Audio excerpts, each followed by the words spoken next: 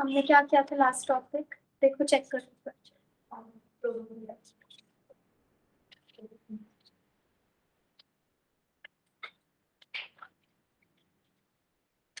Chlorophyll का structure.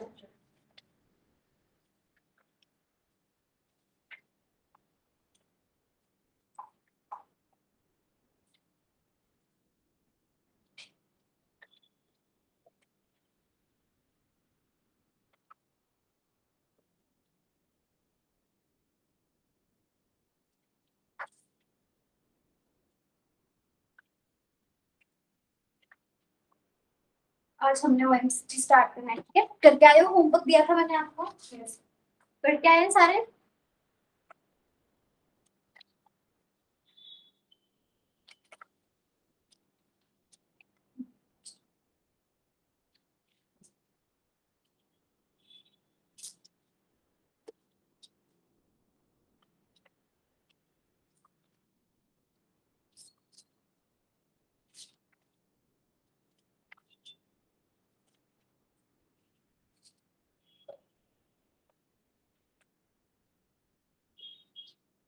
देखो Z scheme of, Z scheme का मतलब समझाया था मैंने क्या होता है, बताया था? बताया था ना? Flow of electron transfer, flow of मतलब फोटोसिंथेसिस में इलेक्ट्रॉन ट्रांसफर होता है, तब जाके हमारे पास क्या बनता है, जो है फूड, ग्लूकोज इज प्रिपेयर्ड। तो वो इलेक्ट्रॉन ट्रांसफर कहाँ से कहाँ तक होगा, वो सारी स्कीम है, ठीक है? Write down Z scheme for photosynthesis. Photosynthesis में क्या क्या इंवॉल्व होता है, क्या रिएक्शन थी, रिएक्टेंट्स क्या है उसमें? Carbon dioxide and water. तो सबसे पहला स्टेप हमारे पास यहाँ पे क्या होगा, जेड स्ट्रीम यहाँ नीचे से स्टार्ट करेगा, ठीक है? तो हमारे पास क्या होगा, सबसे पहले जो वाटर मॉलिक्यूल्स हैं उसका ब्रेक डाउन हो जाएगा। ब्रेक डाउन होगा तो क्या बनेगा, यहाँ पे हमारे पास एक तो प्रोटॉन्स रिलीज हो जाएंगे, ठीक है? और साथ में यहाँ पे ऑक्सीजन विल बी रिलीज्ड, ठीक है? इससे हमारे पास क्या होगा, यहाँ पे साथ में 4 इलेक्ट्रॉन्स भी रिलीज हो जाएंगे। ये समझ आ गई बात कैसे होंगे? यहाँ पे H2O में देखो क्या कहाँ से रिलीज हो रहे हैं इलेक्ट्रॉन्स, ये वाले बताओ मुझे।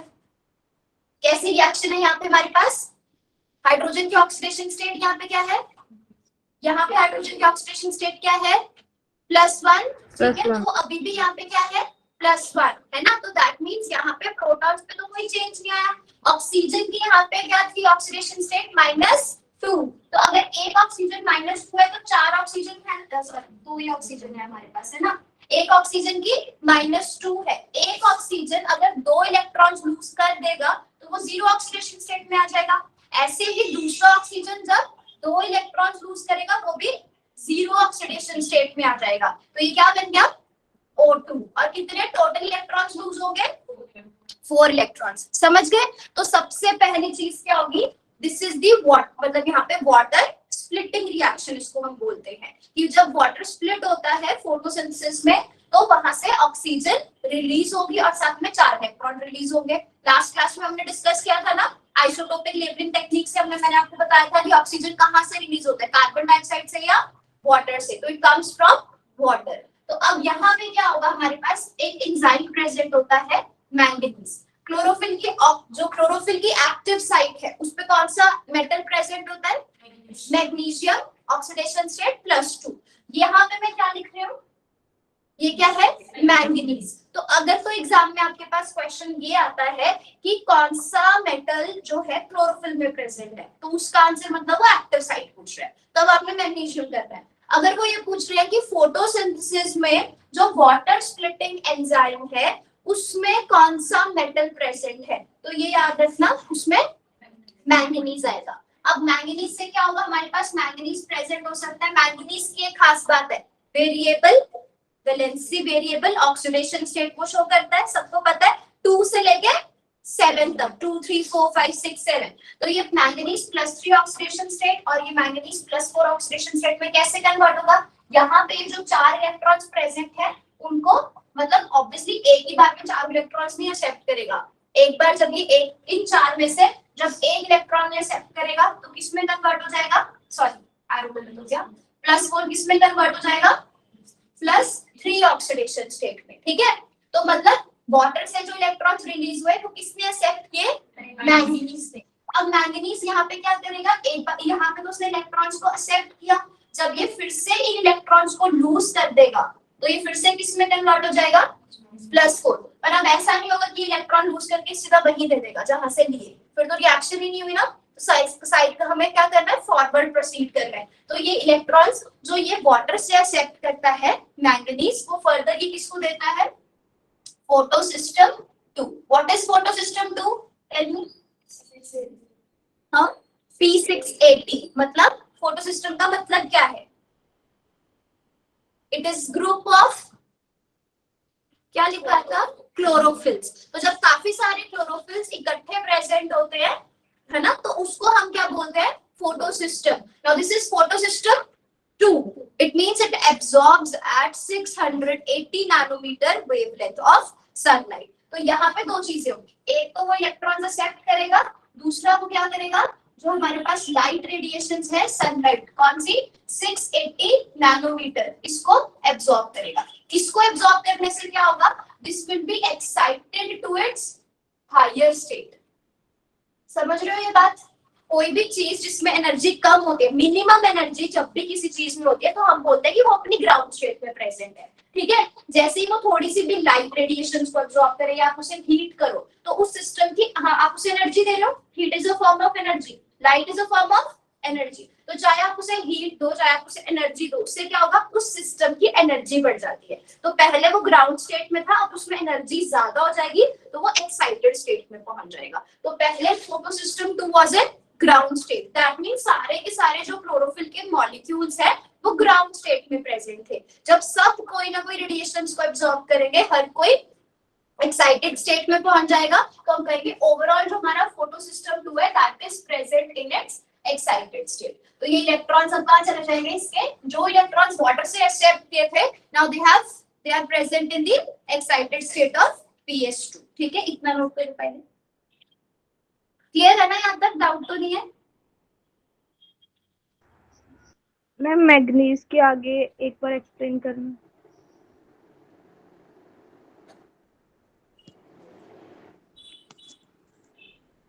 Ma'am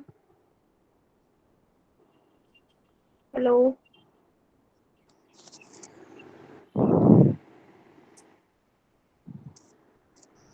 excuse me ma'am.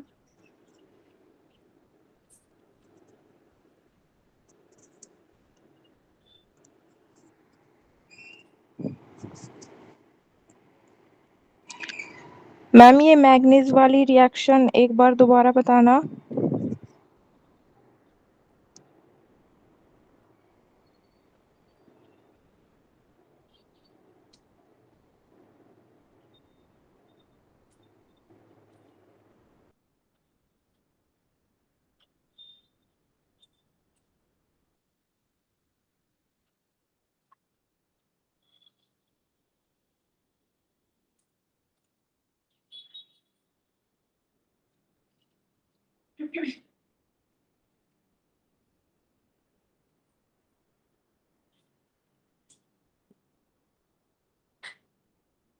कर लिया ड्रॉ सबने।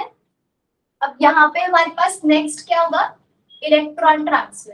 ठीक है, आपने मैम पढ़ा था हमारे पास कुछ रिडॉक्स प्रोटीन्स होते हैं, कौन से रिडॉक्स प्रोटीन्स पढ़े हमने, मैम रिडॉक्स प्रोटीन्स का मतलब जो इलेक्ट्रॉन की ट्रांसपोर्टेशन में हेल्प करते हैं। साइटोक्रोम्स पढ़े हमने, आयरन सल्फर प्रोटीन्स पढ़े हमने, और मैंने आपको फेरिडोक्सिन्स भी बताए थे, plastocyanins, azurins. So these all are redox proteins, एक जगह से इलेक्ट्रॉन ट्रांसफर दूसरे को देते हैं। तो वहां पे जितने हमने यहाँ पे पढ़े ना, साइटोक्रोम्स, प्लास्टोक्विनोन्स, वो सारे यहाँ पे आएंगे। ठीक है, तो सबसे पहले हमारे पास जो है एक्सेप्ट करेगा दैट इज, लिखो थियोफाइटिन, ये नहीं पढ़ा हमने, ठीक है, बट ये भी एक रिडॉक्स प्रोटीन है। मैं फुल फॉर्म लिखवा दूंगी, अब इसको ऐसे लिखो, ठीक है, pheophytin, then cytochrome B, then plastoquinone. जैसे प्लास्टोसाइनिन्स पढ़े थे वैसे ही ऐसे होंगे, प्लास्टोक्विनोन। फिर इसके बाद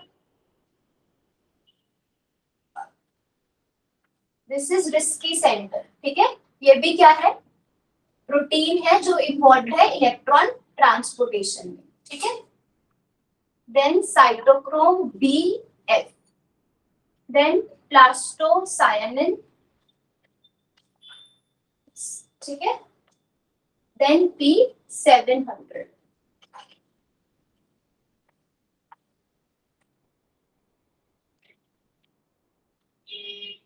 इनकी फुल फॉर्म भी लिख लो। PH, this stands for pheophytin, this is cytochrome, cytochrome B। PQ stands for plastoquinone,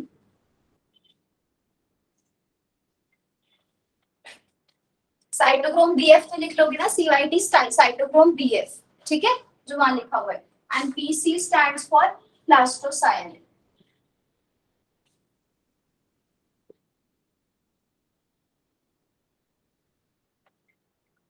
ठीक है,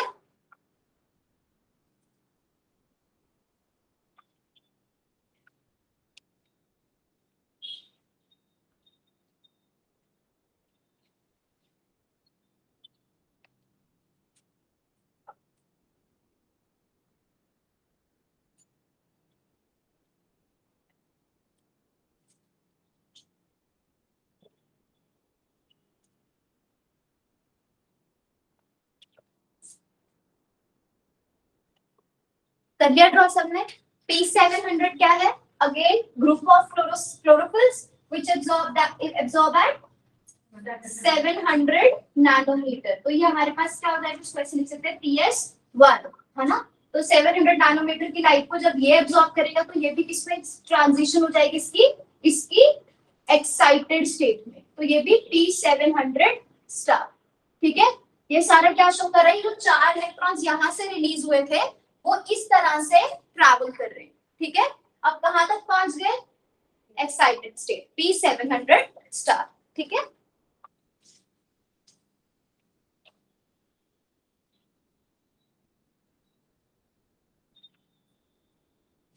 Now next, the electrons will go to FAD.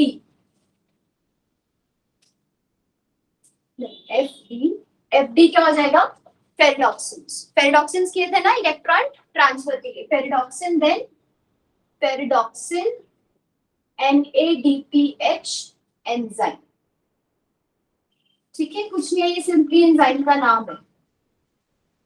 यहाँ पे क्या होने वाला है, NADP का मतलब पता है सबको, उस दिन बताया था ना, what is NADP, full form नहीं पूछ रही हूँ, मतलब क्या है इसका। ATP जैसे एनर्जी प्रोवाइड करता है, ठीक है, वैसे ही NADP भी एनर्जी प्रोवाइड करता है ना।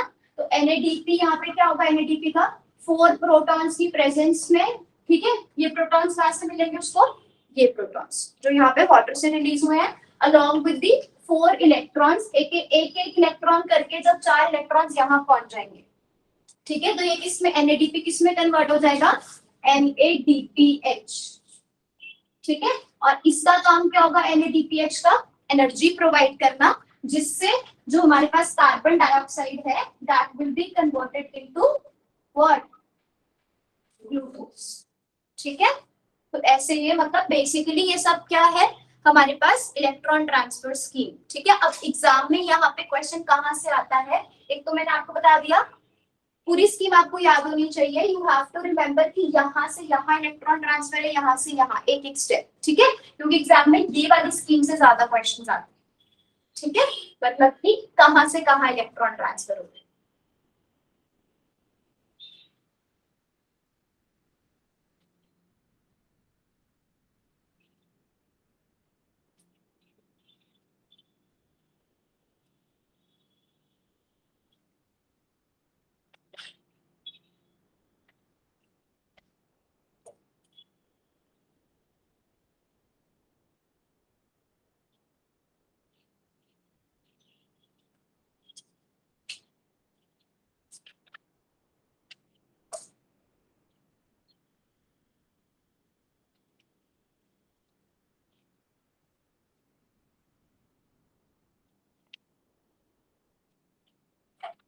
कर लिया ड्रॉ सबने।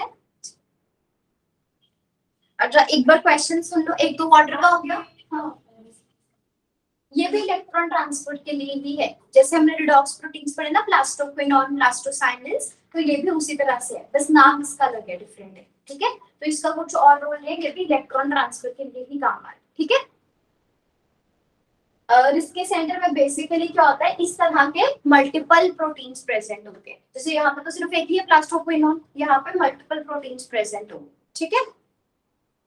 अच्छा, तो आपको एक तो वाटर का आ सकता है, ठीक है, कि जो हमारे पास इलेक्ट्रॉन्स रिलीज हो रहे हैं वो कहाँ से रिलीज हुए, दैट इज फ्रॉम वाटर, ठीक है। मेटल कौन सा प्रेजेंट, वाटर स्प्लिटिंग एंजाइम जो है, मतलब जहाँ पे वाटर स्प्लिट हो रहा है उसके अंदर कौन सा, ये बेसिकली एंजाइम की बात कर रही है। एंजाइम होता है, मैंने पूरा एंजाइम को नहीं ड्रॉ किया, पर आपको पता होना चाहिए उसमें मेटल कौन सा है, मैंगनीज। कौन सी दो ऑक्सीडेशन स्टेट्स में प्रेजेंट होता है, that you have to remember, +3 and +4। जब इलेक्ट्रॉन ट्रांसफर होता है तो पहले कौन उसको कैच करेगा, फोटो सिस्टम 1 और फोटो सिस्टम 2। तो इस तरह से क्वेश्चन आता है। तो जो ऐसे भी आ सकता है, वाटर स्प्लिटिंग एंजाइम के पास कौन सा फोटो सिस्टम प्रेजेंट है, 2 या 1, तो दैट विल बी 2। यहाँ ये प्रेजेंट है। इलेक्ट्रॉन ट्रांसफर की जो हम, जब इलेक्ट्रॉन ट्रांसफर होता है तो कहां से कहां तक होता है, ऐसे 3 ऑप्शंस आपके पास ऐसे आते हैं।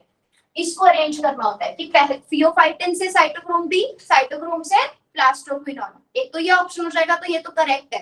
अरेंज कर देंगे उसको कि साइटोक्रोम बी से प्लास्टोक्विनोन, फिर उसके बाद फियोफाइटिन, तो दैट विल बी रॉन्ग। तो ये किस तरह से पहले कहां आ रहा है, दूसरा कौन सा आ रहा है, तीसरा कौन सा आ रहा है, वो भी आपको याद करना है, ठीक है। उसके बाद हमारे पास यहाँ पर फोटो सिस्टम 1 कौन सी वेवलेंथ को एब्जॉर्ब करता है, ठीक है।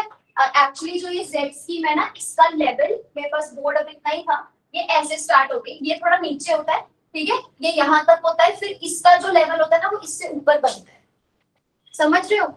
बनाया सब ठीक है, पर वो बोर्ड है इस तरह का है कि ये जो चीज होती है सारी नीचे होती है, ठीक है। इसका जो लेवल होगा फोटो सिस्टम 1 का, सॉरी इससे नहीं, इससे ये वाला जो है ना लेवल, इन दोनों का लेवल, ये चीज इससे थोड़ी ऊपर होती है। उसका रीजन क्या है, ये 700 नैनोमीटर पे एब्जॉर्ब करता है, इसकी एनर्जी ज्यादा है, तो इसका लेवल इससे थोड़ा ऊपर की तरफ है, ठीक है। तो ये याद रखना, कभी एग्जाम में ऐसे क्वेश्चन आ सकता है कि किसकी एनर्जी ज्यादा है, ठीक है। तो आपने क्या बोलना है, PS1, क्यों, क्योंकि वो 700 नैनोमीटर की वेवलेंथ को एब्जॉर्ब करे, ठीक है। चलो, तो ये हो गया हमारा फोटोसिंथेसिस कंप्लीट। नेक्स्ट टॉपिक लिखो, vitamin B12, vitamin B12 and coenzyme B12, vitamin B12 and coenzyme B12।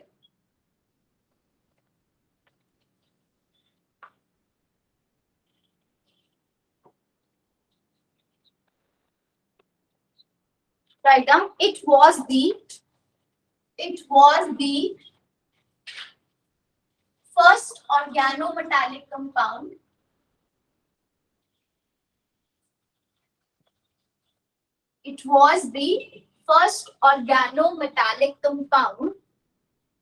found in nature. First organometallic compound found in nature. It was extracted from liver. It was extracted from liver.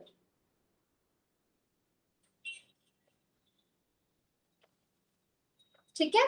तो इसमें हमारे पास देखो, वैसे ना जो organometallic compound होते हैं हमारे पास, उनमें अगर आपके पास क्वेश्चन है जैसे it is the first and it is the only one, मतलब ऑर्गेनोमेटालिक कंपाउंड सारे लैब में बनते हैं, all of them they are man-made, ठीक है। कोई भी मतलब ऐसा, मतलब सिर्फ एक ही है विटामिन B12 जो नेचुरली एग्जिस्ट करता है। इसके अलावा जितने भी ऑर्गेनोमेटालिक कंपाउंड्स, आपने ग्रिगल रिएजेंट का नाम सुना है, वो भी एक ऑर्गेनोमेटालिक कंपाउंड है, तो वो भी सिंथेसाइज्ड है, नेचुरली एग्जिस्ट नहीं करता। तो विटामिन B12 इंपॉर्टेंट है, ये सबसे ज्यादा इंपॉर्टेंट रहेगा, आपका याद करके रखना है, ठीक है। इसकी एक्टिव साइट में हमारे पास क्या प्रेजेंट होगा, बेसिकली ये भी हमारे पास क्या है, एक तरह से कोऑर्डिनेशन कंपाउंड। कोऑर्डिनेशन कंपाउंड में हमारे पास क्या प्रेजेंट होगा, metal and, yes, metal and ligand. Ligand यहाँ पे कैसा प्रेजेंट होगा, it will be a macrocyclic ligand. Macrocyclic ligand का नाम क्या होगा इसमें, वो आपने याद रखना है, that is a chlorine ring. जैसे क्लोरीन रिंग किसमें प्रेजेंट थी,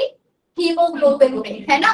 क्लोरीन किसमें करी हमने, क्लोरोफिल में। वैसे ही यहाँ पे हमारे पास विटामिन B12 में क्लोरीन रिंग, और यहाँ पे मेटल हमारे पास जो प्रेजेंट होगा दैट विल बी कोबाल्ट, ठीक है, जिसकी ऑक्सीडेशन स्टेट हम स्पेसिफाई नहीं करेंगे क्योंकि इसमें कोबाल्ट 3 ऑक्सीडेशन स्टेट्स में प्रेजेंट हो सकता है, +1, +2 एंड +3।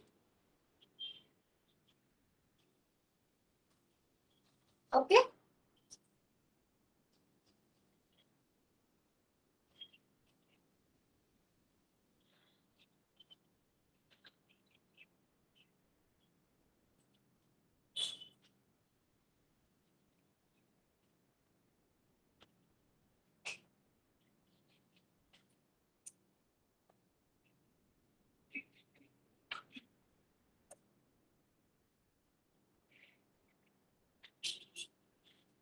जैसे पॉरफिरिन रिंग का स्ट्रक्चर याद किया था हमने, वैसे ही हमें कॉलन रिंग का भी स्ट्रक्चर याद होना चाहिए। नोट कर दिया ना ये?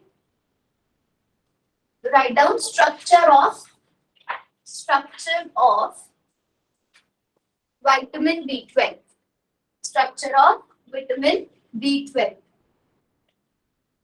सिमिलर सा स्ट्रक्चर होगा, 4 पायरोल रिंग्स प्रेजेंट होंगी, ठीक है, आपस में कैसे कनेक्टेड होंगी? बाय मिथाइन और मिथाइलिन ब्रिजेस।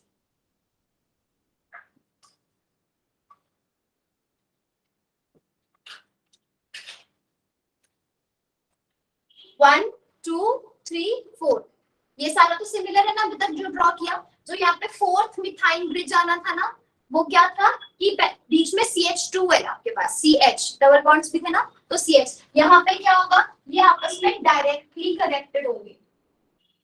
पता लग गया ना डिफरेंस क्या है? कि यहाँ पे CH ग्रुप आता था, बीच में एक कार्बन आती थी, लास्ट वाले में क्या होता है, यहाँ पे कोई कार्बन प्रेजेंट नहीं है। सेंटर में हमारे पास क्या प्रेजेंट होगा, यहाँ पे cobalt.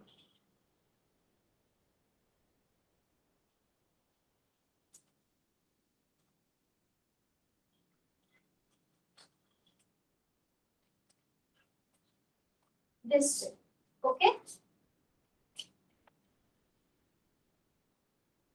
so it comprises of 4 pyrrole rings, है ना, connected to each other via 3 methine bridges, and 1 is directly connected.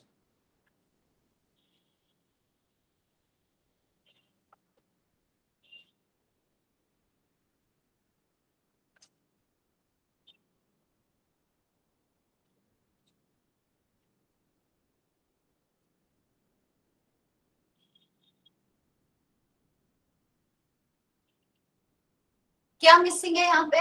कुछ मिसिंग है? कॉन्जुगेशन, डबल बॉन्ड्स यहाँ मिसिंग है। तो डबल बॉन्ड्स हीमोग्लोबिन में याद है कितने बताए थे? 11, और उसमें क्लोरोफिल में 10, इसमें कितने? 6 प्रेजेंट होते हैं, ठीक है। हर रिंग में ऐसे याद रखो सिर्फ एक एक डबल बॉन्ड है, इस तरह से, ठीक है।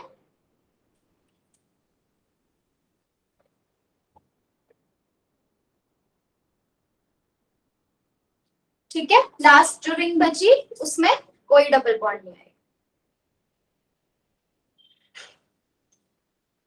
तो यहाँ पे टोटल हमारे पास 6 डबल बॉन्ड्स।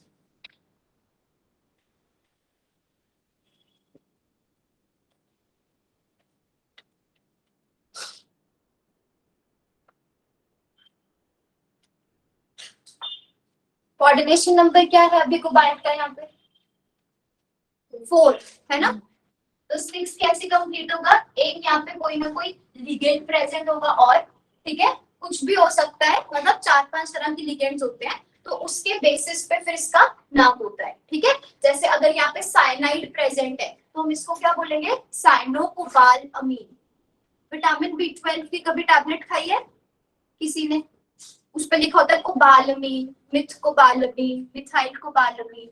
तो जब यहाँ पे L की जगह मिथाइल ग्रुप आता है CH3, तो उसे हम बोलते हैं मिथाइल कोबालामीन। कोबालामीन समझ रहे हो क्यों बोल रहे हैं? कोबाल मतलब कोबाल्ट से, और ये नाइट्रोजन ग्रुप्स यहाँ प्रेजेंट है, उसकी वजह से कोबालामीन बोल रहे हैं उसको, ठीक है। तो उसको जब लिगेंड CH3 प्रेजेंट होगा तो वो बन जाएगा methylcobalamin, which is vitamin B12। Cyanide होगा तो उसे बोलोगे साइनोकोबालामीन। ये मैं लिखवाऊंगी आपको, ठीक है। और लास्ट जो 6th कोऑर्डिनेशन साइट है, that will be of nitrogen के साथ कनेक्टेड होगी, जो कि किसका? कार्बन का इमिडाजोल रिंग का। कोई भी ऑर्गेनिक मॉलिक्यूल है, बड़ा सा रिंग है, उसको हमें ड्रॉ करने की जरूरत नहीं है, हमें बस पता होना चाहिए कि ये इमिडाजोल रिंग के साथ नीचे से कनेक्टेड होता है, ठीक है।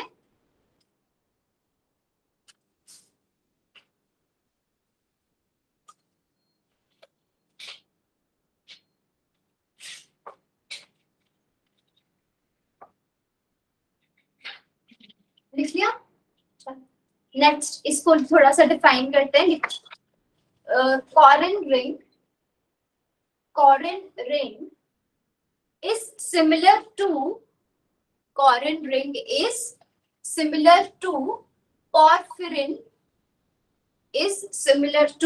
porphyrin ring, but has one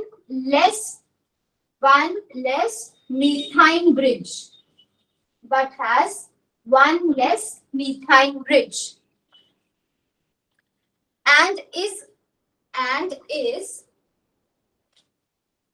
less unsaturated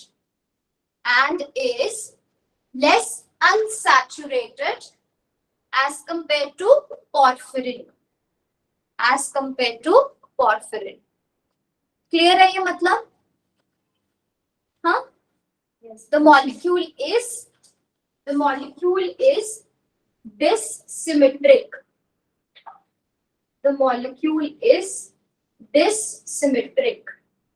Dissymmetric क्यों बोल रहे हैं?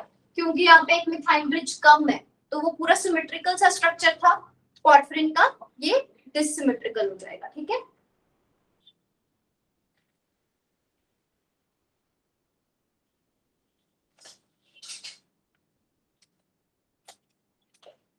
करिए ड्रॉ।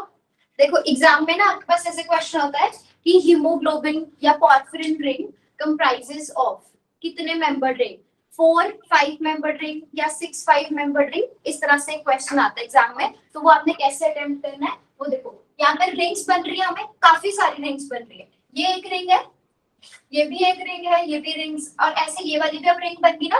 पहले तो नहीं थी, जब तक कोबाल्ट नहीं था तब तक तो नहीं थी। जैसे इसके बॉन्ड्स कोबाल्ट के साथ बन जाएंगे, अब ये भी एक रिंग बन गई। तो आपको देखना है कि टोटल कितनी रिंग्स इसमें प्रेजेंट है। अगर आपको स्ट्रक्चर याद होगा तभी आप बता पाओगे ना उसमें नंबर ऑफ रिंग्स कितनी है और कितने मेंबर्ड रिंग्स है, वो भी आपको बताना है। तो अगर इसको देखें तो दिस इज 3 4 एंड 5। तो पायरोल रिंग क्या है? 5 मेंबर्ड रिंग। कितनी पायरोल रिंग्स प्रेजेंट है यहाँ? 4। तो ये हो गया 4 5 मेंबर्ड रिंग्स। समझ के मतलब? ठीक है। इसके बाद इस वाली रिंग को देखते हैं। यहाँ पे मैं नंबरिंग रिमूव कर रही हूँ ताकि कंफ्यूजन ना हो कोई। इसको अगर हम देखें तो ये क्या हो जाएगा? कोबाल्ट पे नंबर 1, एक साइड पे चलते हैं 2 3 4 5 एंड 6। ये फिर से यही आ गया। तो मतलब ये जो दो 5 है, ये भी 5 मेंबर, ये भी 5 मेंबर, उसके मिडिल में जो रिंग बन रही है 6 मेंबर। तो this is 6 member, this is also 6 member, this is also 6 member, और ये 5 मेंबर ही होगी, है ना। पॉर्फिरिन में ये कैसी थी? 6 मेंबर। तो जो हमारे पास विटामिन B12 है उसमें 5 मेंबर कितनी हो जाएंगे अब? 5। तो this will be 5 member and 3 6 member rings are present. Clear हो गया सबको? तो ये विटामिन B12 है, दैट इज कॉरिन में कैसा होता है सिस्टम।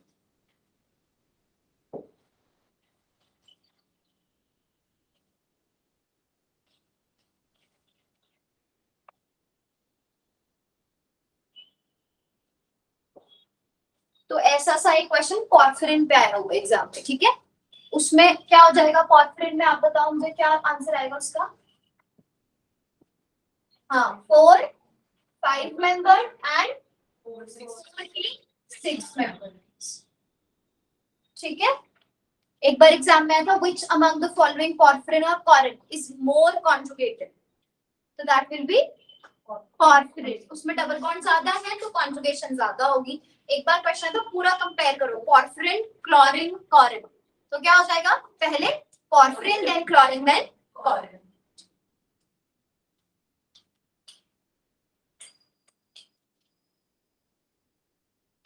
यहाँ पे लिगेंड्स लिखो। Ligand can be cyanide, it can be water, it can be hydroxide, it can be methyl,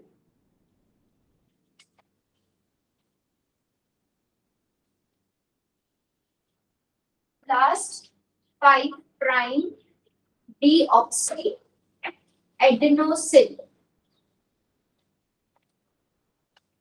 5 prime deoxyadenosine. तो इनसे नाम हमारे पास क्या हो जाएगा? This will be cyanocobalamin, cyanocobalamin. This will be simple cobalamin. ठीक है, जब वाटर प्रेजेंट होगा तो सिंपल ये क्या हो जाएगा? कोबालअमीन, हाइड्रोक्सीडो कोबालअमीन।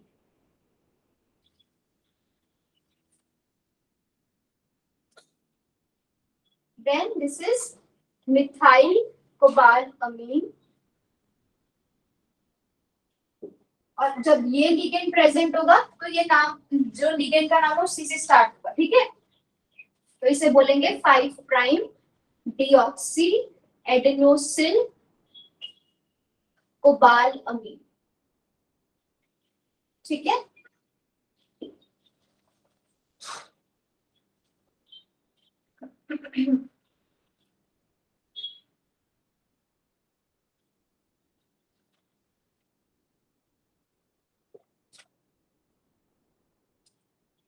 मैम वाटर लिगेंड तो का क्या नेम ये है? हमारे पास जब लिगेंड ये वाला प्रेजेंट होगा ना 5 हेलो प्राइम, इसको आप बोलते हो कोएंजाइम B12। मैम। ठीक है, और जब मिथाइल प्रेजेंट होगा तब दिस इज व्हाट? गुरप्रीत, कोई क्वेश्चन डाउट है आपको? Yes ma'am. मैम वाटर का वो दिख नहीं रहा, क्या नेम बताया आपने वाटर लिगेंड के साथ? क्या होगा? एल मिथाइल हो गया तो मैम जो विटामिन वाटर, B12। ठीक है, तो ये सारा विटामिन B12 नहीं है। जब लिगेंड स्पेसिफिकली मिथाइल होगा यहाँ पे, उसको आप विटामिन B12 बोलोगे। गुरप्रीत, हेलो। आपको डाउट है कोई? आप हैंड रेज कर रहे हो, क्या हुआ? यस मैम, मैं बोल रही हूँ, आवाज नहीं आ रही। Hello hello hello. लिख लिया?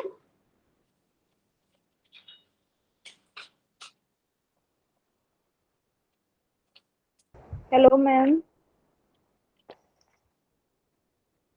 Just don't know why are they raising their hands. Gurpreet, doubt है कोई आपको? यस मैम, आवाज क्या? आ रही है मैम मेरी? मुझे आवाज नहीं आ रही थी पहले आपकी, क्या बोल रहे हो? मैम वो वाटर लिगेंड के साथ क्या नेमिंग है वो पता नहीं लग रही। वाटर के साथ यहाँ पे लिखा क्या हुआ ये नहीं पता लग रहा? हाँ हाँ जी, वहाँ पे लाइट आ रही है ना तो पता नहीं लग रहा। कोबाल अमीन, सिंपल कोबाल अमीन। ठीक है, स्वर्णिक आप भी कुछ पूछ रहे थे, क्या हुआ? मैम बस यही पूछना था, वाटर वाला दिख नहीं रहा और कभी कभी बीच में ब्लर हो जाता है। ब्लर? That's why. एक सेकंड।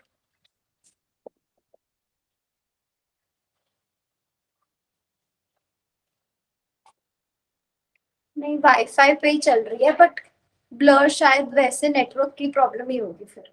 बाकी सबको क्लियर दिख रहा है? Yes ma'am.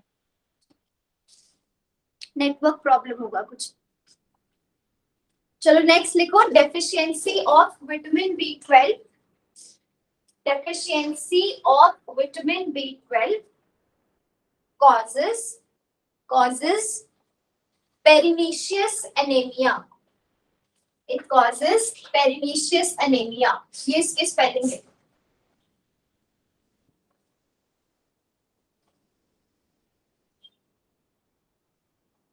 ठीक है, डिजीज का नाम है तो ये आपने याद रखना। ठीक है, पेरिनिशियस एनीमिया।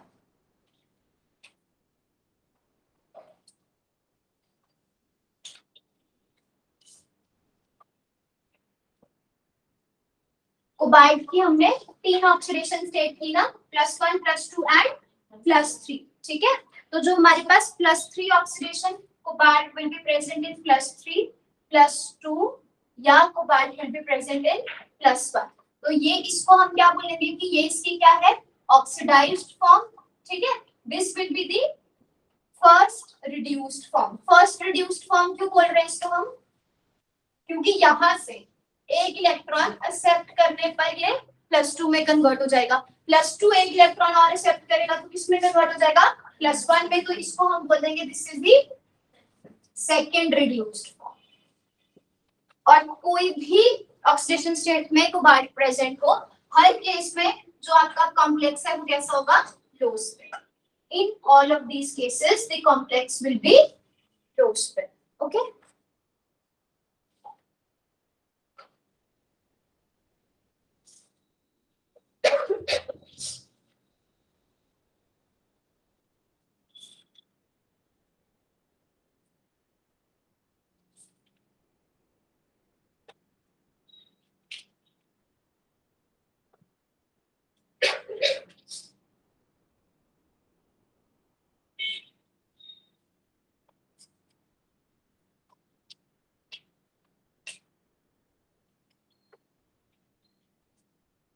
करिए।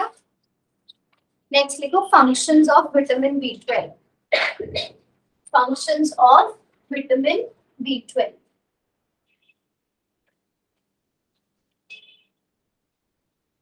Number 1, oxidative addition reactions. Number 1, oxidative addition reaction.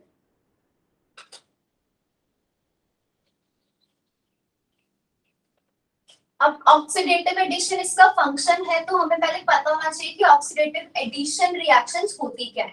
ठीक है, first we will study what are oxidative addition reactions. तो ऑक्सीडेटिव का मतलब क्या हो जाएगा, यहाँ पे ऑक्सीडेशन। ठीक है, किसकी ऑक्सीडेशन होगी, there will be oxidation of the metal। और नेक्स्ट वर्ड क्या लिखा है, एडिशन। एडिशन किसका होगा, there will be addition of ligand। तो होता क्या है ऑक्सीडेटिव एडिशन रिएक्शन में, हमारे पास कोई भी मेटल प्रेजेंट है, मान लो ये किसमें प्रेजेंट है, +1 ऑक्सीडेशन स्टेट में। ठीक है, let's suppose it was square planar coordination complex था, जिसके सेंटर में मेटल प्रेजेंट है, 4 उसके साथ लिगेंड्स अटैच्ड है। कौन से लिगेंड्स अटैच्ड है वो भी देख लेते हैं, क्लोरीन और बाकी सारे कार्बोनिल अटैच्ड। इस तरह से कोई कॉम्प्लेक्स है, तो क्लोरीन के ऊपर चार्ज कितना होता है, मान लो मैंने बोला ये ओवरऑल कॉम्प्लेक्स न्यूट्रल है, तो वो कैसे न्यूट्रल होगा, हमें पता है क्लोरीन पे चार्ज होता है -1, तो ऑब्वियसली मेटल पे +1 चार्ज है, तभी कॉम्प्लेक्स कैसा है, ओवरऑल न्यूट्रल है। ठीक है, अब हमें क्या करना है, यहाँ पे मेटल की ऑक्सीडेशन स्टेट नोट कर ली +1। अब हम क्या करेंगे, इस कॉम्प्लेक्स में और लिगेंड्स ऐड करेंगे। ठीक है, तो रिएक्शन में हमने क्या लिखा, there is addition of ligand. किसके ऊपर एडिशन होती है लिगेंड की, मेटल पे एडिशन होती है। लेट्स सपोज मैंने यहाँ पे लिगेंड कौन सा ऐड किया, ब्रोमीन। तो ब्रोमीन ओवरऑल कैसा है, neutral molecule. Bromine overall is neutral molecule. तो आप न्यूट्रल मॉलिक्यूल की इस तरह से इसके ऊपर एडिशन करोगे तो कैसा होता है, एक्चुअल में मेटल इसके बीच में इंसर्ट हो जाएगा। ब्रोमीन का बॉन्ड यहाँ से ब्रेक हो जाएगा और फिर मेटल इसके बीच में इंसर्ट हो जाएगा। तो दिस प्लस दिस आप ये लिखोगे, उसके बाद एरो के बाद, या मैं यहीं पे ड्रॉ कर रही हूँ, आपने वहां पे दोबारा करना है, या मैं कर ही देती हूँ। तो जब ये इंसर्ट हो जाएगा तो हमारे पास कॉम्प्लेक्स कैसा हो जाएगा, ये तो ऑलरेडी प्रेजेंट है, क्लोरीन एंड कार्बोनिल्स। एक ब्रोमीन इसके ऊपर चला जाएगा। ठीक है, मैं ब्रोमीन की जगह ना H कर रही हूँ, तब वो आप OMC में करोगे तब आपको पता लग जाएगा क्यों किया है मैंने। ठीक है, यहाँ पे हमारे पास हाइड्रोजन, HBr भी ओवरऑल न्यूट्रल ही है ना, HBr is also overall neutral. ठीक है, तो अब हमारे पास क्या होगा, ये इसके ऊपर चार्ज कितना होता है, क्लोरीन पे -1 था, ब्रोमीन पे भी -1। जब hydrogen as a ligand present होता है, मेटल के साथ अटैच होता है, तो इस पे आपके अकॉर्डिंग चार्ज क्या आना चाहिए, प्लस या -1 है ना। हम बोलते हैं ना मेटल की hydrides, sodium hydride, potassium hydride, है ना, तो इस पे चार्ज क्या आएगा, -1।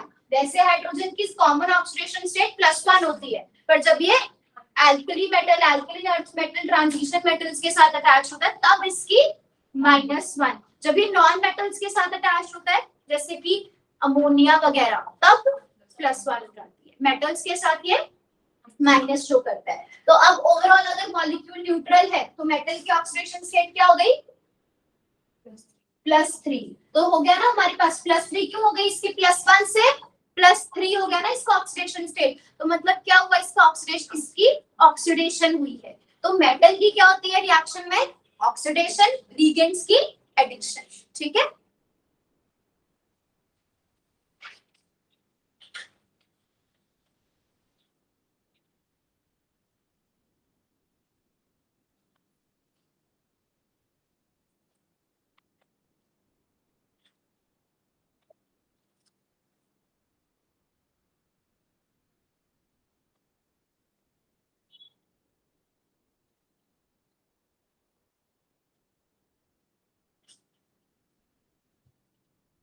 अच्छा मैंने यहाँ पे ब्रोमीन का इसमें बता देती हूँ क्यों किया था ऐसे। ब्रोमीन और जब दोनों ब्रोमीन होंगे तो नॉन पोलर हो गया ना मॉलिक्यूल आपका, है ना। जब भी नॉन पोलर ग्रुप्स ऐड होते हैं तो वो सिस ओरिएंटेशन में ऐड होते हैं। जैसे यहाँ पे मैंने जो 2 नए लिगेंड्स ऐड किए हैं ब्रेक करने के बाद बॉन्ड को, एक ब्रोमीन यहाँ लगाया, दूसरा हाइड्रोजन यहाँ, तो ये ब्रोमीन और हाइड्रोजन आपस में कैसे हैं, ट्रांस पोजीशंस पे ना एक दूसरे की। तो जब भी पोलर मॉलिक्यूल्स ऐड होते हैं वो हमेशा ट्रांस पोजीशंस ऑक्यूपाई करते हैं। अगर हम नॉन पोलर ड्रॉ कर रहे हैं ना यहाँ पे दूसरा ब्रोमीन, तो फिर वो क्या होगा, इस तरह से अरेंजमेंट होगी, मतलब एक ब्रोमीन इधर आएगा दूसरा ब्रोमीन इधर, तो वो दोनों सिस होंगे, ठीक है। तो ये इस तरह से है, वो हम बाद में डिटेल्स में पढ़ लेंगे ओएस। क्लियर है ये रिएक्शन अभी। तो अब विटामिन B12 का क्या काम है, it also carries out oxidative addition reactions inside the body, ठीक है। उसमें बस यहाँ पे मेटल, यहाँ पे ये सारा सिस्टम हमने ड्रॉ किया है वो कौन सा होगा, विटामिन B12 होगा। सेंटर में कोबाल्ट है, बाकी साइड पे लिगेंड्स अटैच्ड जो विटामिन B12 के। क्लियर हो गया। नेक्स्ट लिखो vitamin B12, vitamin B12 is involved in, vitamin B12 is involved in group transfer reactions, group transfer reactions of amino acids, group transfer reactions of amino acids.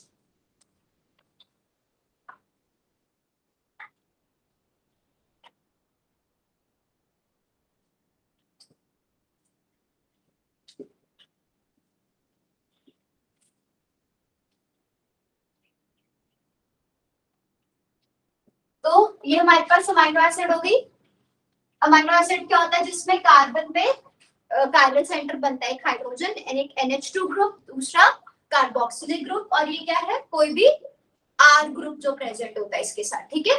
तो जब हम इसको vitamin B12 के साथ treat करेंगे, vitamin B12 में methyl group present है, या फिर आप ऐसे याद करो, कभी भी यहाँ पे डिटेल में नहीं जाते, विटामिन B12 जो है वो क्या करता है, ग्रुप ट्रांसफर का काम कैसे करता है, यहाँ से इसके हाइड्रोजन को रिमूव कर देगा और इसकी जगह मिथाइल ऐड कर देगा, ठीक है। तो उससे हमारे पास अमाइनो एसिड चेंज हो गया, है ना, CH NH2 SCH3। तो ग्रुप चेंज करने को बोल रहे वो ग्रुप ट्रांसफर रिएक्शन, ठीक है।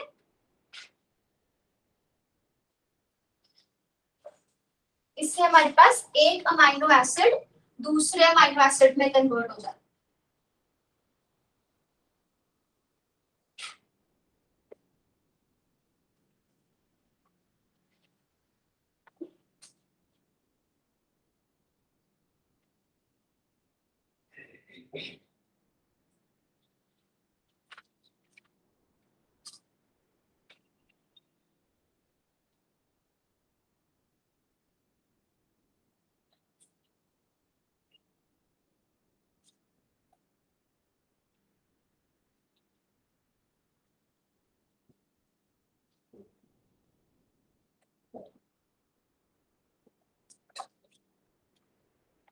ये दो एग्जांपल्स दिए मैंने। ये वाली कौन सी अमाइनो एसिड है, ग्लाइसिन। तो only one amino acid which is एक आयरन, इसमें R ग्रुप कौन सा है, हाइड्रोजन, ठीक है।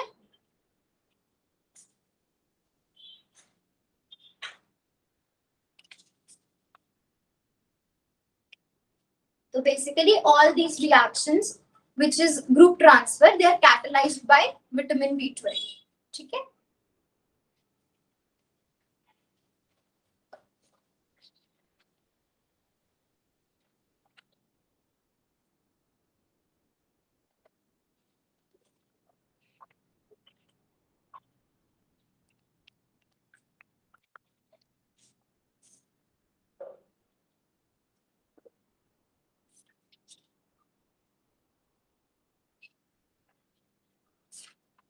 क्या नोट सबने?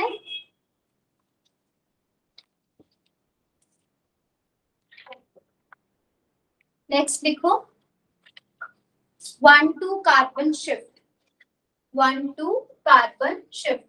अच्छा, एग्जाम में इस पे क्वेश्चन सीधा ऐसे आया था कि विच, जैसे कि कौन से फंक्शन ऐसे हैं जो विटामिन B12 कर सकता है, ठीक है? तो उसमें वो ऑप्शंस थे oxidative addition reactions, group transfer reactions, 1,2 carbon shift, तो आपको चूज करना था, ठीक है?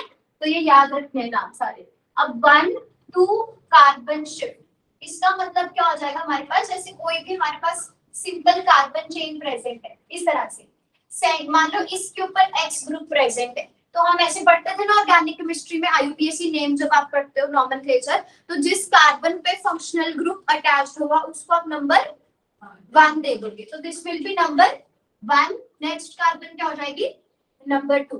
तो इसको हमने क्या बोला, 1,2 कार्बन शिफ्ट हो रही है, तो सिंपली क्या होगा, ये इस X ग्रुप को उठा के कहां शिफ्ट कर देता है, नेक्स्ट कार्बन, ठीक है? तो this reaction is also catalyzed by vitamin B12, ठीक है? अब इसको नंबर में देते हैं क्योंकि नंबर तो ये फिर इस पे 1 आ जाएगा ना, ठीक है? पर एक कार्बन से दूसरे कार्बन पे जो है हमारे पास ट्रांसफर होगा फंक्शनल ग्रुप का। दरवाजा बंद कर दो।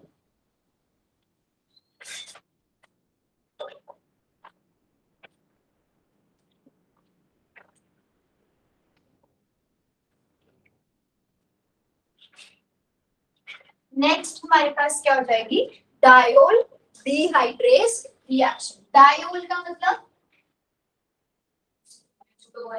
हाँ, तो एक यहाँ और एक इस साइड पे। डिहाइड्रेज, इसमें क्या हो जाएगा, बेसिकली ऑक्सीडेशन हो जाएगी, दोनों ग्रुप्स किसमें कन्वर्ट हो जाएंगे, एल्डिहाइड, ठीक है?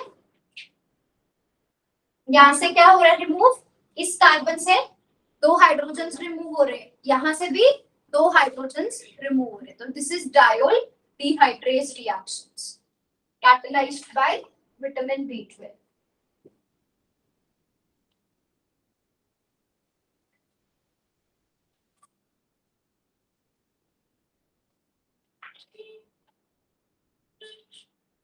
ठीक है, लास्ट फंक्शन लिखो, it reduces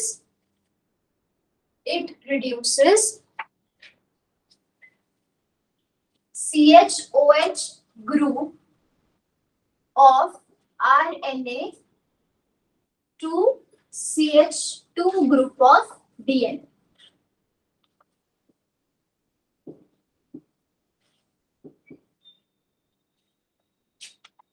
तो बेसिकली इसको हम ऐसे कर सकते हैं कि मान लो कि आपके पास आरएनए का मॉलिक्यूल था, ठीक है? आरएनए पता है ना सबको, राइबोन्यूक्लिक एसिड जो होती है, ठीक है? डीएनए क्या होता है, डीऑक्सीराइबोन्यूक्लिक एसिड, जिसमें हेरिडिटरी इंफॉर्मेशन स्टोर होती है ना, जेनेटिकल इंफॉर्मेशन स्टोर होती है, और डीएनए बनते कहां से है, आरएनए से, ठीक है? तो यहाँ पे हमने क्या किया, जो आरएनए था, मान लो उसमें एक ग्रुप प्रेजेंट था, कौन सा, CHOH ग्रुप, ये लिखा ना, तो इसको किसमें रिड्यूस कर देता है, डीएनए के CH2 ग्रुप, मतलब इस मॉलिक्यूल को चेंज कर देगा, ठीक है? आरएनए से DNA conversion, okay?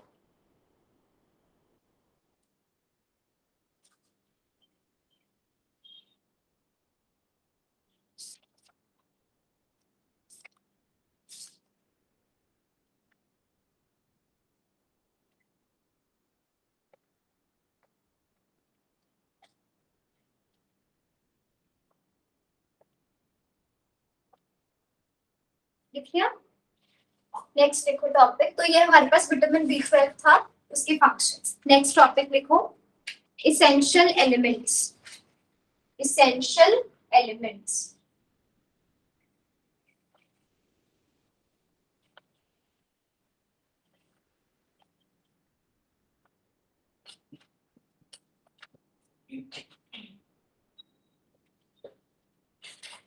Essential elements को हम किस में डिवाइड करेंगे? बेसिकली 3 क्लासेस में डिवाइड करेंगे. सबसे पहले तो हमारे पास आएंगे मैक्रो न्यूट्रिएंट्स. देखो इसके नाम से हमें क्या समझ आ रहा है? इसेंशियल एलिमेंट्स का मतलब क्या हो गया?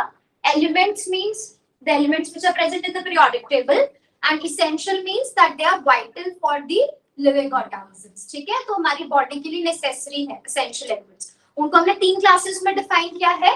Macro nutrients, micro nutrients.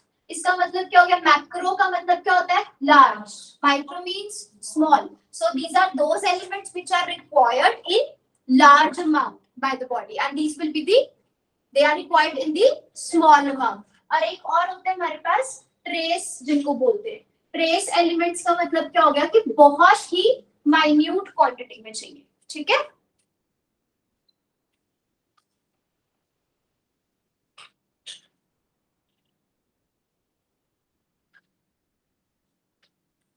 तो इसके बारे में थोड़ा सा ब्रीफली लिख लो. The essential elements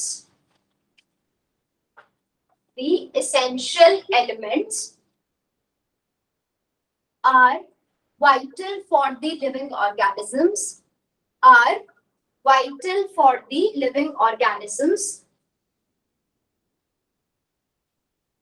These have been classified into the following categories. These have been classified into the following categories. Number 1, macronutrients.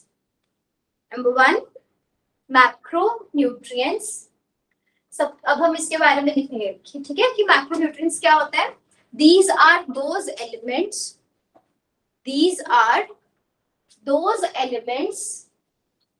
which are required in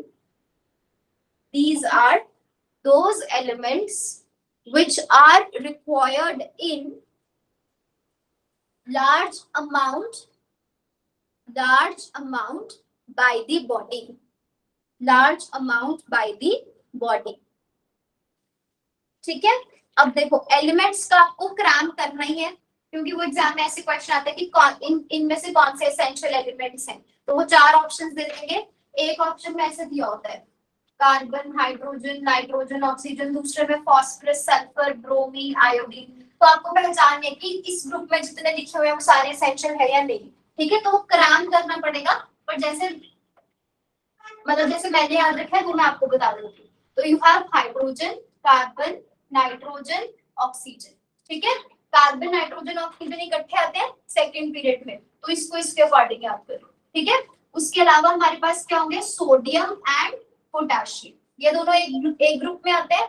इसको सेकंड एल्कलिन अर्थ मेटल्स में से मैग्नीशियम एंड कैल्शियम. ठीक है, उसके बाद phosphorus, then sulphur, then chlorine. ये सारे भी एक थर्ड पीरियड के एलिमेंट्स है ना. नाइट्रोजन फैमिली के नीचे फास्फोरस आता है, फिर ऑक्सीजन फैमिली के नीचे सल्फर. तो ये सारे थर्ड पीरियड के होंगे, फास्फोरस, सल्फर और क्लोरीन. तो ग्रुप बना के याद रख लो, ये याद हो जाएगा. Carbon, nitrogen, oxygen.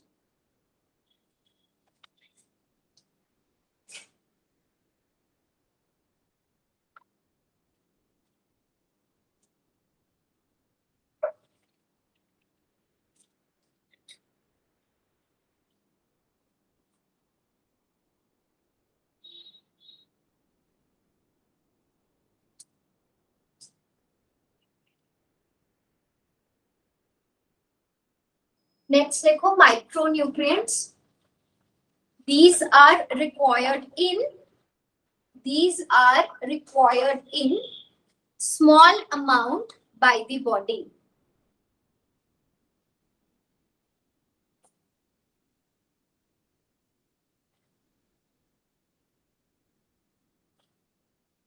These are required in the small amounts by the body. यहाँ पे कैसे याद रखना है? वनेडियम से लेके जिंक तक कौन से एलिमेंट्स होंगे?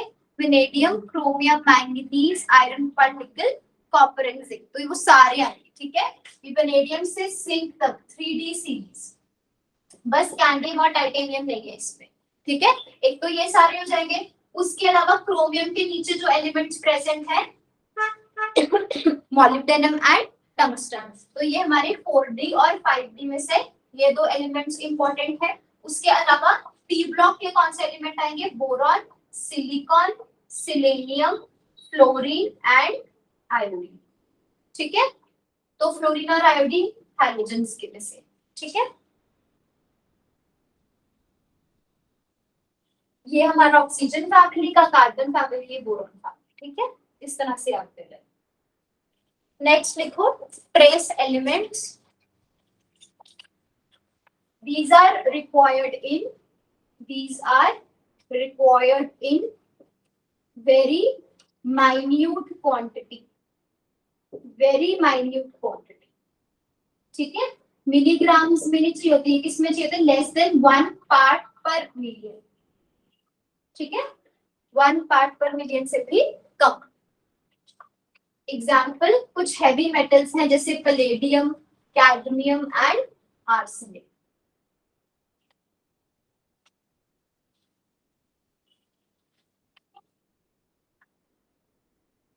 ठीक है।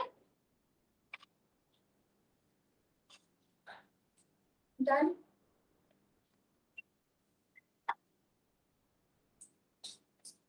तब कर दो। अब ड्रॉ करो direct recovery curve, direct recovery curve.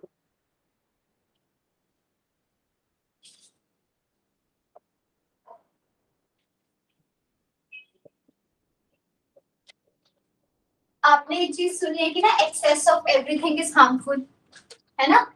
तो हमारी बॉडी में ये जो मैक्रोन्यूट्रिएंट्स हो गए, माइक्रोन्यूट्रिएंट्स हो गए, दे आर रिक्वायर्ड, बट क्या होता है इनकी डेफिशिएंसी से भी डिजीजेस होते हैं, और पर चांस अगर ये बॉडी में एक्सेस में प्रेजेंट है तब भी डिजीजेस हो गए, दैट इज आल्सो हार्मफुल। तो they are required in some specific quantity, कि इससे कम तो भी लॉस, इससे ज्यादा तब भी लॉस। तो जैसे अगर हम मैक्रोन्यूट्रिएंट्स की बात करें, जैसे इसको हमने कैसे ड्रॉ करना है, ये मान लो अगर ये हमारी कंसंट्रेशन है, एक्स एक्सिस पे हम क्या ड्रॉ कर रहे हैं, कंसंट्रेशन ऑफ मेटल्स, ठीक है।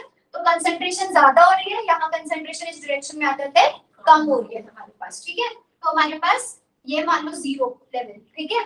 अब ये हो जाएगा पॉजिटिव इफेक्ट और नेगेटिव इफेक्ट। अगर हम मैक्रोन्यूट्रिएंट्स की बात करें तो they are required in large quantity, ठीक है, बट इससे ज्यादा लेंगे तो भी हार्मफुल, तो ये बॉडी पे नेगेटिव इफेक्ट, ठीक है। मतलब कितनी क्वांटिटी का एप्रोप्रिएट हो गया, समझ रहे हो कि इतनी क्वांटिटी का चाहिए, इससे कम लेंगे तो पॉजिटिव से वो नेगेटिव की तरफ जाएगा, ठीक है। ये नहीं कंसंट्रेशन, सॉरी कंसंट्रेशन की एक्सिस ये हो जाएगी, ठीक है। अब देखो ये हमारे पास 0 अगर आप ले रहे हो, कंज्यूम कर रहे हो, तो पॉजिटिव इफेक्ट शो कर रहा है बॉडी पे, हाँ इतना कंज्यूम करोगे तो मैक्सिमम बेनिफिशियल रहेगा बॉडी के लिए। इस कंसंट्रेशन से ज्यादा बढ़ाओगे फिर तब भी नेगेटिव इफेक्ट आना स्टार्ट हो जाएगा। क्लियर हो गया।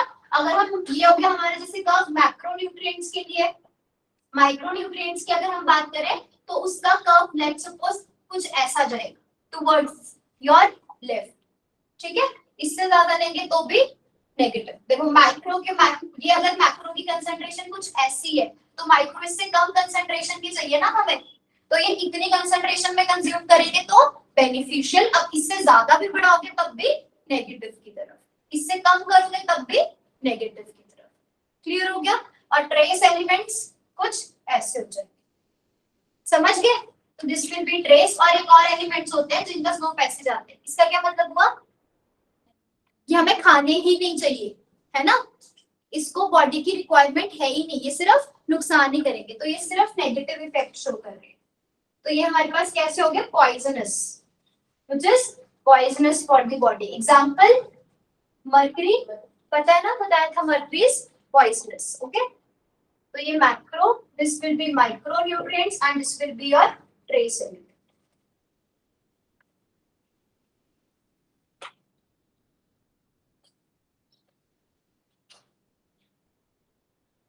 असाइनमेंट्स बायोऑर्गेनिक की 2 थी, ले गए थे सभी।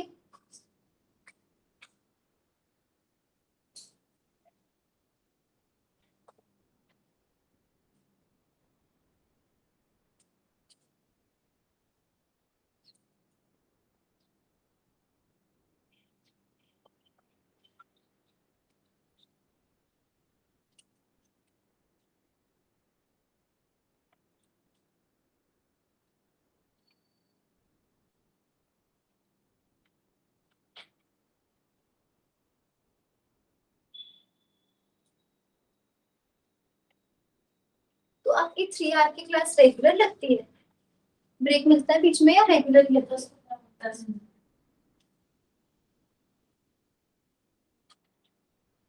कर लिया ड्रॉ सबने? नेक्स्ट लिखो सिस्प्लैटिन।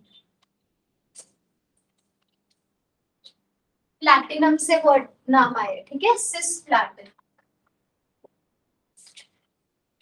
क्या है cisplatin? It is basically a drug, या इसको मेडिसिन बोल सकते हैं, यूज्ड फॉर, किसके लिए यूज होता है सुना है? हाँ, नहीं सुना? Used for treatment of cancer. It is important, okay, 2-3 बार आ चुके एग्जाम में। Cisplatin, it is used for the treatment of cancer. इसका स्ट्रक्चर कैसा होता है? हमारे पास फ्लैट कोऑर्डिनेशन कंपाउंड है बेसिकली। सिस का मतलब इसमें जो आपके दो लिगेंड्स होंगे उनकी अरेंजमेंट आपस में सिस होगी, ठीक है। प्लैटिनम के ऑक्सीडेशन स्टेट +2, तो इसे हम बोलते हैं दिस इज योर सिस्प्लैटिन। दूसरा स्ट्रक्चर हमारे पास क्या कैसा होता है? ट्रांस। तो trans is not used as the medicine, cis is used, okay. It will be ट्रांसप्लैटिन।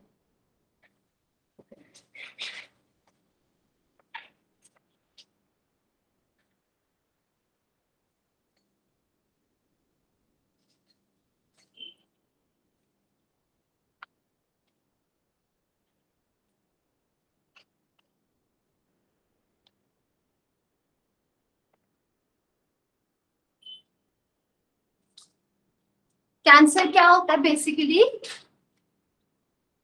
जैसे आप बायोलॉजिकल टर्म में बोलो तो cancer is simply multiple division of the cells. तो सेल्स बढ़ते हैं बॉडी में, एक उसका स्पीड होता है बढ़ने का, है ना, एक मतलब नंबर होता है कि इतने स्पेसिफिक नंबर बढ़ने चाहिए सेल्स, है ना। तो हमारे पास अगर बॉडी में, क्योंकि होता तो यही है, cells grow they break, they grow they break, है ना। तो हमारे पास क्या होगा, जब एक्सेस में बढ़ने लग जाएंगे सेल्स बॉडी में, तो उससे हम क्या बोलते हैं? That is cancerous, cancer causing, ठीक है। तो अब बेसिकली हमने क्या बोला, जो सिस्प्लैटिन है that is a medicine for the treatment of cancer. तो उसका फंक्शन क्या होता होगा बॉडी में, कि वो सेल्स की मल्टीपल डिवीजन को, उसके प्रोडक्शन को रोक देगा, ठीक है। और सेल्स बनते कैसे हैं? नया सेल कब बनता है? डीएनए, है ना। तो DNA is basically something which orders the body for the production of cell. अगर आप डीएनए की फंक्शनिंग को रोक दोगे तो सेल्स का बढ़ना भी बंद हो जाएगा। तो बेसिकली सिस्प्लैटिन क्या काम करता है? जो डीएनए है उसका फंक्शनिंग को रोक देगा। तो ये क्या करता है? डीएनए के साथ बाइंड कर जाता है। डीएनए के साथ अगर ये बाइंड कर गया, उसकी फंक्शनिंग को रोक देगा, वो आगे ऑर्डर नहीं कर पाएगा, तो सेल्स आगे उनकी ग्रोथ पॉसिबल नहीं हो पाए, ठीक है। तो हमें वो देखना है कि किस तरह से वो बाइंड करता है और किस अमाइनो एसिड के साथ बाइंड करता है, ठीक है।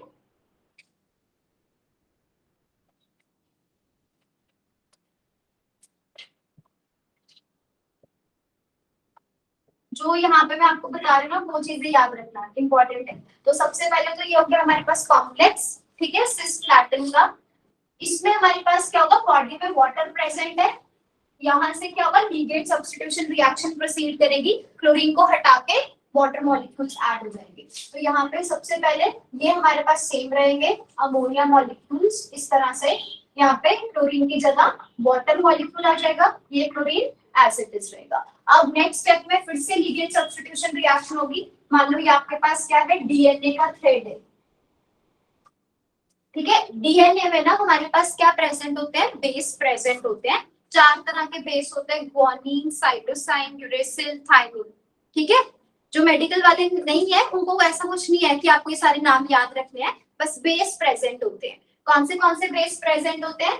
Adenine, thymine, guanine and cytosine, ठीक है। तो ऑप्शंस में जैसे इन सारों में से आप ऐसे याद रखो, डीएनए इससे बना हुआ है, ठीक है। तो डीएनए में ये भी होता है, ये भी होता है, ये सब कुछ प्रेजेंट होता है, ठीक है। Adenine, thymine, guanine and cytosine, ठीक है। अब हमारे पास ये चारों प्रेजेंट है, पर जो सिस्प्लैटिन है वो किसके साथ बाइंड करता है? विद ग्वानिन बेस ओनली, ठीक है, मैंने बताया ना आपको कि जो सिस्प्लैटिन है उसका काम क्या है, डीएनए के साथ बाइंड कर जाता है ताकि उसकी फंक्शनिंग रुक जाए। तो कौन सी जगह से बाइंड करता है वो आपने याद रखना है, it is the guanine base.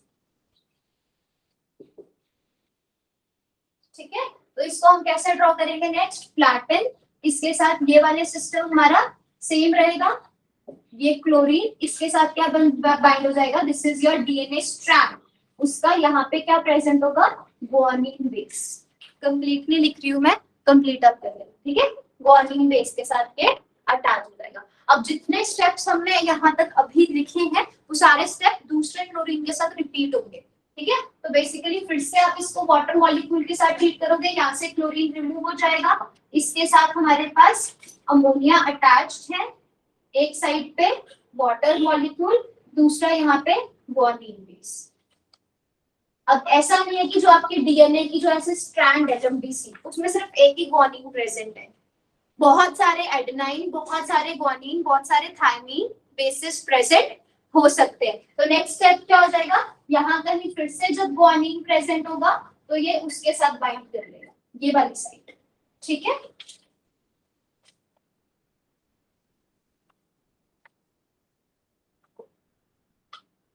so here you will get platinum ammonia molecules remain same.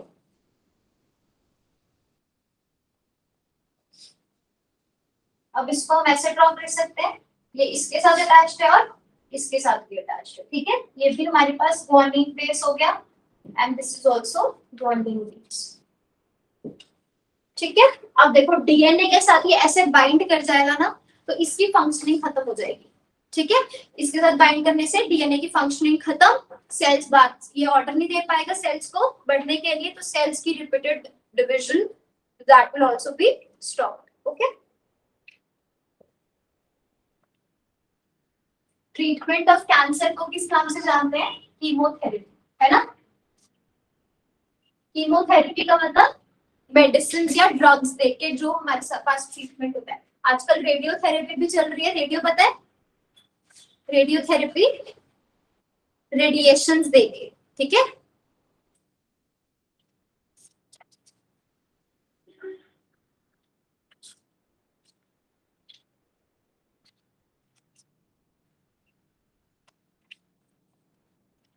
अब ट्रांस ऐसा काम क्यों नहीं कर सकता,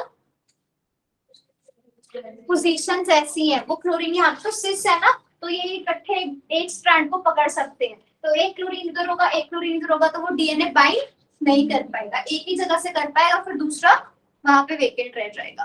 ठीक है,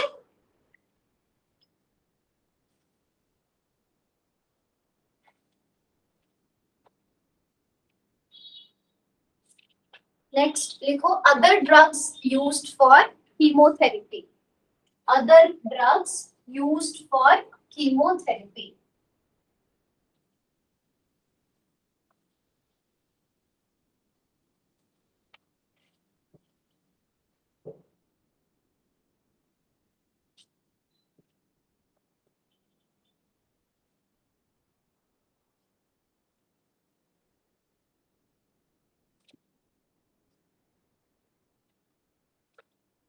Oxaloplatin, this cyclobutyl dicarboxylate and carboplatin। ठीक है, तो ये नाम याद रखना।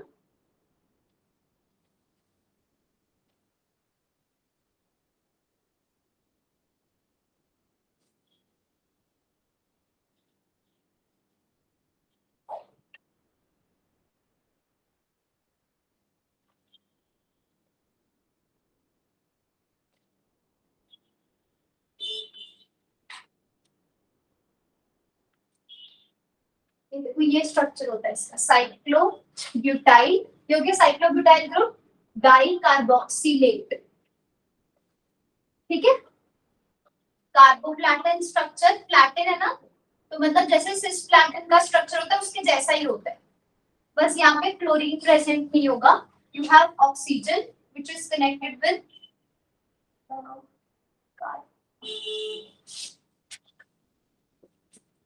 ठीक है, इस तरह से। और ऑक्सालोप्लाटिन का जो स्ट्रक्चर है वो ऐसा होता है।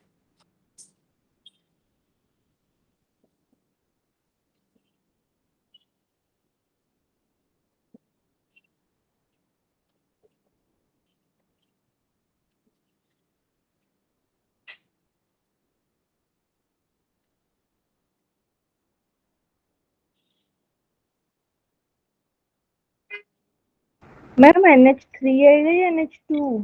NH3 है हर जगह पे। ऐसे नहीं होता, आपको ऐसे लगेगा नाइट्रोजन के 4 बॉन्ड्स बन रहे हैं। अमोनिया लिगेंड होता है ना, उसके ऊपर उसके बाद लोन पेयर बचता है, वो इसको डोनेट करता है, तब जाके कोऑर्डिनेशन बॉन्ड बनता है। ठीक है, दैट इज NH3।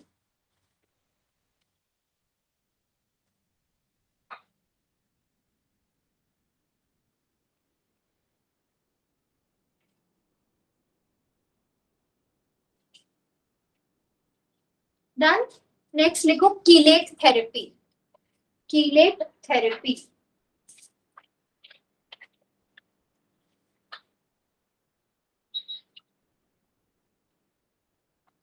कीलेट्स नाम सुना है? कीलेट्स क्या होते हैं? रिंग लाइक मुझे रिंग फॉर्म करते हैं ligands with metal. Basically chelate और कुछ भी नहीं है, कीलेट एक लिगेंड है ना। लिगेंड्स क्या होते हैं? जिनके पास लोन पेयर प्रेजेंट हो और वो लोन पेयर मेटल को डोनेट कर सके। ठीक है, तो ये किस तरह के लिगेंड्स होते हैं? एक बार अब बेसिकली ये कौन से कीलेट्स हमारे पास कौन से लिगेंड्स होते हैं? पॉलीडेंटेट। पॉलीडेंटेट का मतलब एक से ज्यादा साइट प्रेजेंट है जो लोन पेयर डोनेट कर सके। जैसे एग्जांपल हमारे पास इथाइलिन डायमीन, ये कैसा होता है? बाइडेंटेट। ठीक है, बाइडेंटेट का मतलब इसमें दो डोनर एटम्स प्रेजेंट होंगे, NH2 CH2 CH2 NH2। तो यहाँ पे भी लोन पेयर प्रेजेंट है, यहाँ पे भी लोन पेयर प्रेजेंट है। क्या ये साइक्लिक है स्ट्रक्चर? नहीं है। पर एक बार अगर ये मेटल के साथ बॉन्ड बना लेंगे तो रिंग बन जाएगी। तो जब पॉलीडेंटेट लिगेंड्स मेटल के साथ अटैच होते हैं तो रिंग लाइक स्ट्रक्चर बनता है। इसको हम क्या बोलते हैं? कीलेट। ठीक है, these are chelates. Chelates are basically polydentate ligand, ठीक है, plus metal. Polydentate ligand plus metal.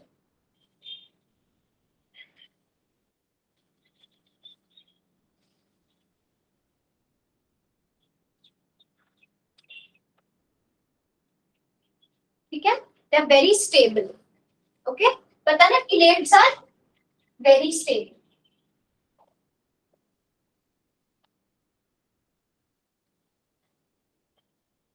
अब क्या लिखा हमने क्वेश्चन यहाँ पे, टॉपिक का नाम कीलेट थेरेपी। तो दैट मीन्स क्या है? अगर हमने पढ़ा ना इसेंशियल एलिमेंट्स, एक मिनिमम एक जो है हमारे पास प्रॉपर अप्रोप्रिएट अमाउंट होती है जिसमें रिक्वायर्ड होते हैं, इससे ज्यादा प्रेजेंट तब भी हार्मफुल, कम प्रेजेंट है तब भी हार्मफुल। तो मान लो हमारी बॉडी के अंदर एक्सेस में अगर कोई भी मेटल प्रेजेंट है, जैसे फॉर एग्जांपल कॉपर एक्सेस में प्रेजेंट है, तो उससे कोई ना कोई डिजीज होगा। जैसे कॉपर की एक्सेस में, अगर कॉपर एक्सेस में प्रेजेंट है तो उसको बोलते हैं विल्सन्स डिजीज। अब उसका कोई ना कोई ट्रीटमेंट भी होगा। ट्रीटमेंट क्या होगा?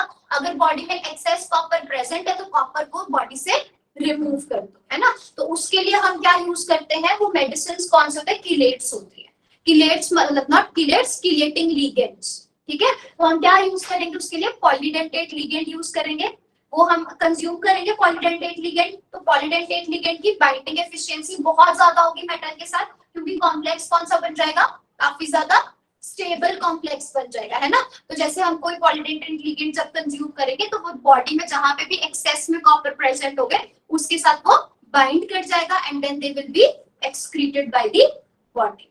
क्लियर हो गया? तो ये है हमारे पास कीलेट थेरेपी। इसको हम कुछ एग्जांपल्स लिखेंगे, कुछ ड्रग्स आपको याद करने हैं ट्रीटमेंट के लिए क्या क्या यूज होता है, बट पहले इसको डिफाइन कर लो।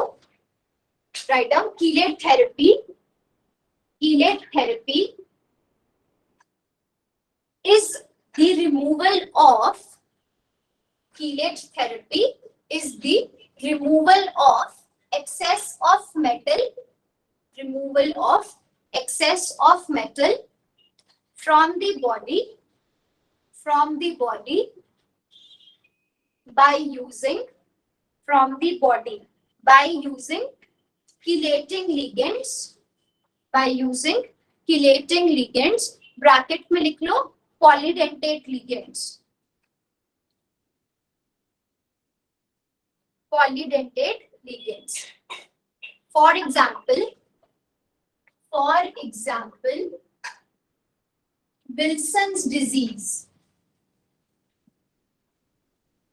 Wilson's disease is caused due to excess of copper present in the body. It is caused due to excess of copper present in the body. Treatment लिखो इसका. Treatment मतलब कि कौन से आप ड्रग्स यूज कर सकते हो. Drugs used is D-penicillamine. Next is British anti-leucide.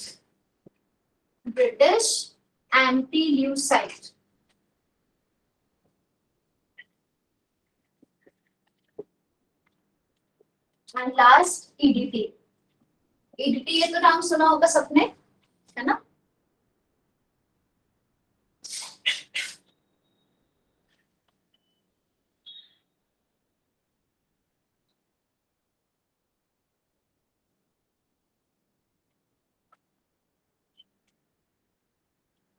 कर लिया. नेक्स्ट देखो. हाँ जी. British anti ल्यूसाइड. हाँ, स्पेलिंग दिख रहे हैं, यहाँ लिख दूं.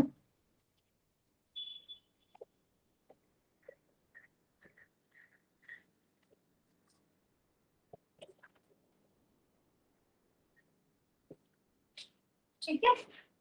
नेक्स्ट लिखो आर्थराइटिस. पता है आर्थराइटिस क्या होता है? Pain in joints. लिख लो, arthritis is pain in joints. Treatment लिखो इसका.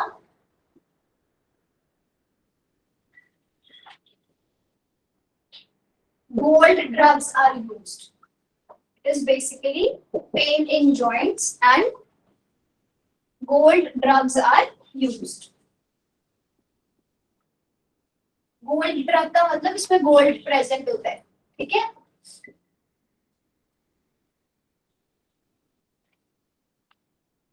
गोल्ड क्या मेटल ही है ना. ठीक है. तो जैसे मेडिसिन की कॉम्पोजिशन होती है ना, कि मेडिसिन में पीछे लिखा होता है क्या प्रिस्क्रिप्शन में नीचे क्या क्या उसके अंदर प्रेजेंट है. तो बेसिकली इसमें हमारे पास ट्रीटमेंट में गोल्ड ड्रग्स आर यूज्ड. ठीक है. इसके एग्जांपल लिख लो. ड्रग्स के नाम याद रखने हैं. ठीक है. सैनोक्राइसिन, मायोक्राइसिन एंड ओरागोफिन.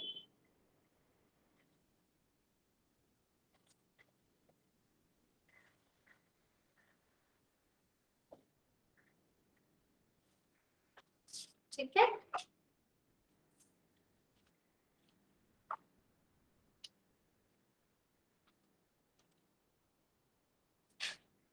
कर लिया. आज इतना ही करेंगे फिर हम. ठीक है. कल हो जाएगा ओएमसी स्टार्ट. ठीक है. ये खत्म हो गया bioorganic. Sodium potassium pump half page का थोड़ा सा टॉपिक है, वो कल करेंगे. ठीक है. और फिर ओएमसी की स्टार्ट करेंगे. डाउट्स देखो है.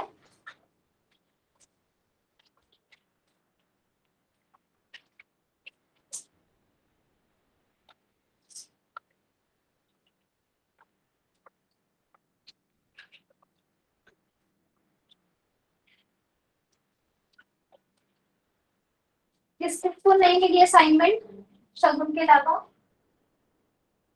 और बाकी सबको मिल गई थी. और बस 3 स्टूडेंट्स है ना.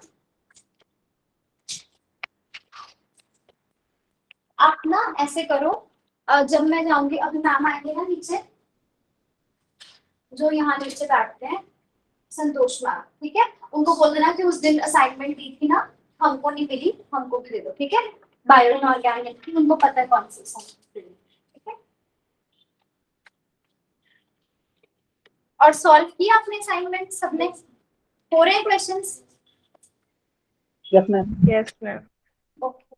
चलो फिर कल हम क्या कहते हैं, असाइनमेंट्स की डाउट डिस्कशंस भी कर लेंगे, फिर ओएमसी स्टार्ट कर लेंगे. ठीक है. तो कल सब असाइनमेंट करके आना.